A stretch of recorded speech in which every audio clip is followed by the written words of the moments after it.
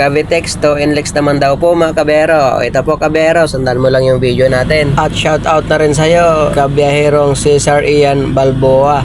Bago po mag-coastal mga kabero, intersection ng Roas Boulevard, at magigilid lang kayo sa kaliwa kasi yung sa kanan po na yan, pa-diretso po yan para Roas Boulevard. At magra-ramp na po tayo dito mga kabero, papuntang Skyway. Diretsuhin o baybayin mo lang naman ito kabiyahero. At pagdating po rito, paglabas po rito, magdahan-dahan po tayo kasi po may mga nanggagaling na sasakyan, nanggagaling sa Macapagal Boulevard at Entertainment City. Yung padiretso na yan sa kanan, papunta po yan ng Terminal 1 and 2 at sa Sukat, Parañaque. At dire-diretso lang naman po ito mga kabiyahero hanggang madaanan po natin tong exit ng Terminal 3. Ayan po sa kanan kung kayo po pupunta sa Terminal 3 o mag-SLEX po kayo, dyan po kayo sa kanan mag-exit. Ganon din po yung mga papuntang BGC. At pagdating po rito sa tollgate mga kabero, kung kayo po ay walang RFID o magka-cash kayo, dun po kayo kasi sa kaliwa po pwesto. At dito po ay may RFID po to rito. At pagkalagpas po sa tollgate, dire-diretso lang naman po ito. At madadaanan po natin yan sa kanan, yan po yung mga nanggagaling sa Terminal 3 at Andros Avenue mga kabero. At dire-diretso baybayin lang din po natin to. At fast forward na lang din po natin. At pagdating po dito mga kabero, dito lang po kayo sa kaliwa parte at yung sa kanan po na yan, nasa pinakagilid po, papunta po yan ng SLEX o papuntang Skyway southbound sa kanan, mga papuntang Batangas at Laguna. Tayo naman po ay dito lang sa kaliwa kasi panorte po tayo. At yun mga kabero, andito na po, nakaahon na po tayo dito papasok sa Skyway.